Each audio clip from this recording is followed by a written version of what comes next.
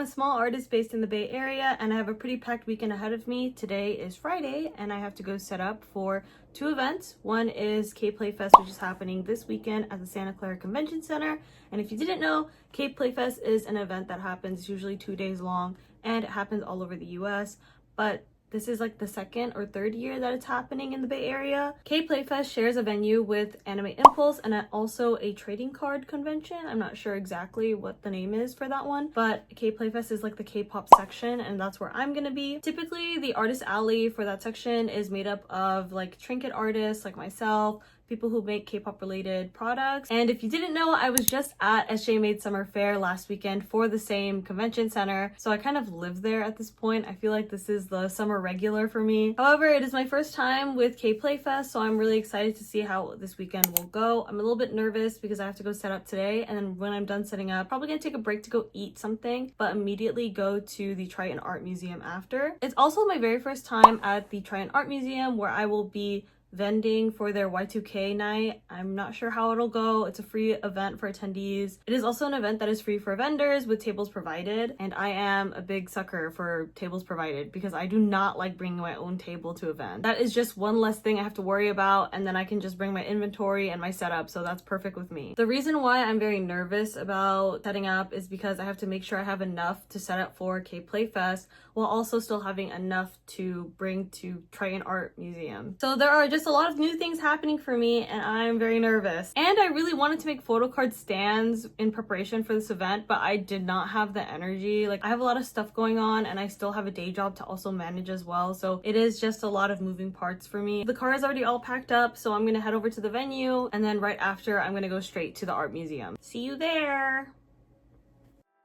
This is Editor Vo here. I've been honestly sitting on this footage for weeks now, so K Playfest was a little bit ago, but since it's been a while, I have been able to process a little bit more, and I will give a full detailed recap towards the end of the video, and I'll talk a little bit briefly here about how setup went.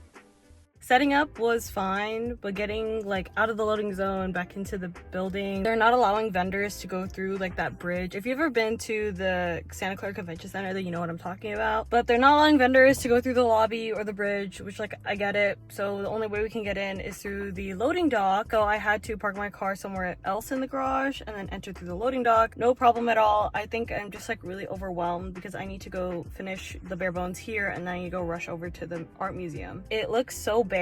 I barely really did anything. I feel like I was just overthinking the entire time and now I have no time. I need to go set up at the art museum.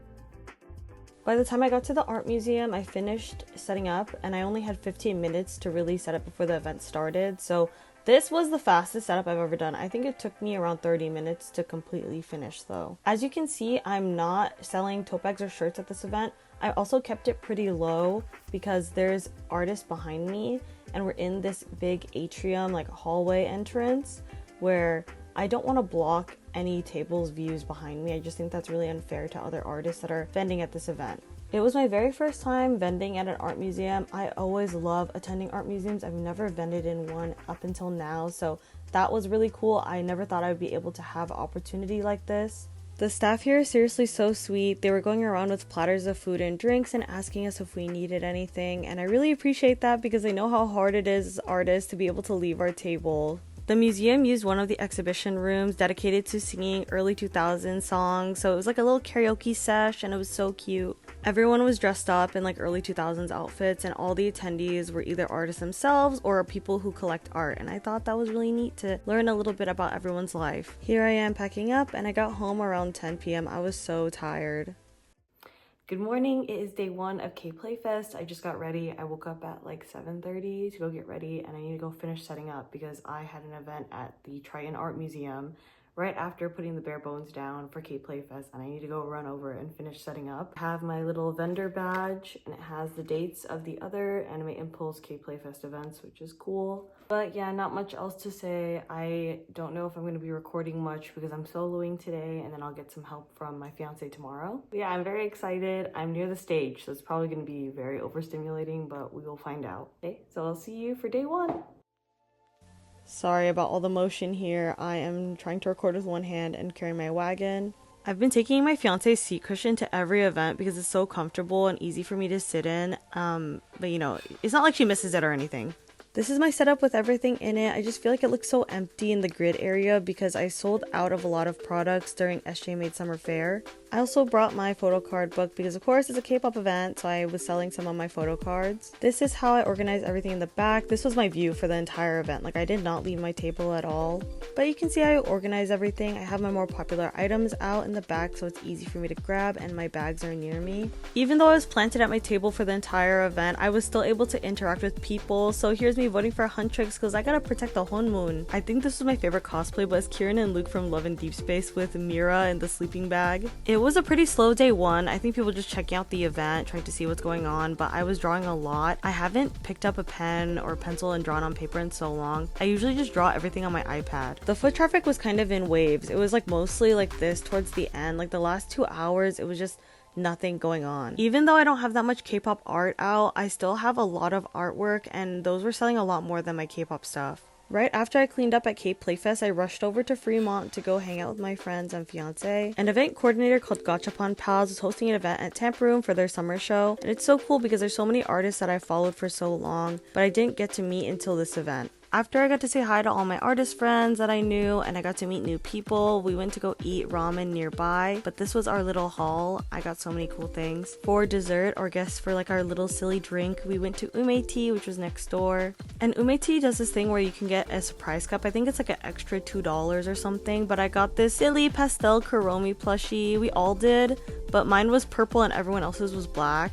After getting lots of rest, I was able to take on day 2, and thankfully my fiance was here to help me, so I was able to walk around a little bit more. I'm not sure if this is the part that most people really are waiting for, but this is going to be where I'm going to talk a little bit more about the review and recap section of the vlog. I'm going to talk a little bit about the perspective I can see from both sides as a vendor and also as an attendee, because as an attendee I can see that this event is really fun.